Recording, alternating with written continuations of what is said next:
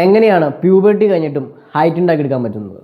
നമ്മുടെ ബോൺസ് അതിൽ വ്യക്തമായ സ്ട്രെസ്സ് കൊടുക്കുമ്പോൾ അത് ഗ്രോ ചെയ്യുന്നു.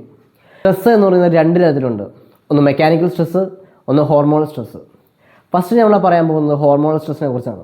ഹോർമോണൽ സ്ട്രെസ് എന്ന് പറഞ്ഞാൽ കറക്റ്റായിട്ട് നമ്മളുടെ ഹോർമോൺസിനെയും ടെസ്റ്റോസ്റ്റെറോണിനെയൊക്കെ നല്ല രീതിയിൽ ബൂസ്റ്റ് ചെയ്യുമ്പോഴാണ് നമ്മളുടെ ഹോർമോണൽ സ്ട്രെസ്സ് കൂടുകയും നമുക്ക് ഹൈറ്റ് ഇൻക്രീസ് ചെയ്യുന്നത്. മെക്കാനിക്കൽ സ്ട്രെസ്സ് എന്ന് പറയുന്നത് ബോൾസ് ലോ ആയിട്ട് ബന്ധപ്പെട്ടിരിക്കുന്ന കാര്യമാണ്. ഹോർമോണൽ സ്ട്രെസ് എങ്ങനെയാണ് കൂട്ടേണ്ടതെന്ന് ഞാൻ ആദ്യം പറഞ്ഞുതരാം. ഹോർമോണൽ സ്ട്രെസ്സിനെ കുറിച്ച് നമ്മൾ പറയുമ്പോൾ എടുത്തു പറയേണ്ട ഒരു പേരാണ് നമ്മുടെ ഗ്രോത്ത് ഹോർമോൺ. ഗ്രോത്ത് ഹോർമോൺ ആണ് നമ്മുടെ ശരീരത്തെ റിപ്പയർ ചെയ്യുന്നതും ഹൈറ്റ് ഇൻക്രീസ് ചെയ്യാൻ സഹായിക്കുന്ന hormone. So growth hormone increase ചെയ്യാൻ മാത്രമാണ് നിങ്ങൾക്ക് ഹൈറ്റ് ഇൻക്രീസ് ആവുള്ളൂ. ഹൈറ്റ് ഇൻക്രീസ് ചെയ്യാൻ ഗ്രോത്ത് ഹോർമോൺ എത്രത്തോളം പ്രധാനപ്പെട്ടതാണോ അതുപോലെ തന്നെ ഇമ്പോർട്ടൻ്റ് ആണ് നിങ്ങൾ ടെസ്റ്റോസ്റ്റെറോണും IGF-1ഉം.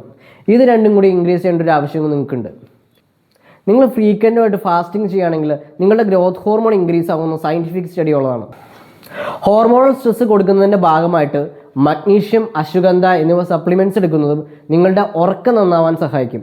നിങ്ങളുടെ ഉറക്കം നന്നാവുമ്പോൾ സ്വാഭാവികമായിട്ട് നിങ്ങളുടെ ഹൈറ്റ് ഇൻക്രീസ് ആവും. എഗ്, റെഡ് മീറ്റ്, താറാവ്, കോഴി, അതുപോലെ ഡയറി പ്രൊഡക്ട്സ് ഇതെല്ലാം തന്നെ നിങ്ങളുടെ ഹൈറ്റ് ഇൻക്രീസ് ആൻഡ് എസെൻഷ്യൽ ആയിട്ടുള്ള പ്രോട്ടീൻസ് ആണ്. ഇതെല്ലാം നിങ്ങളുടെ ഡയറ്റിൽ ഉൾപ്പെടുത്തുന്നത് നിങ്ങളുടെ ഹൈറ്റ് ഇൻക്രീസിന് സഹായിക്കും.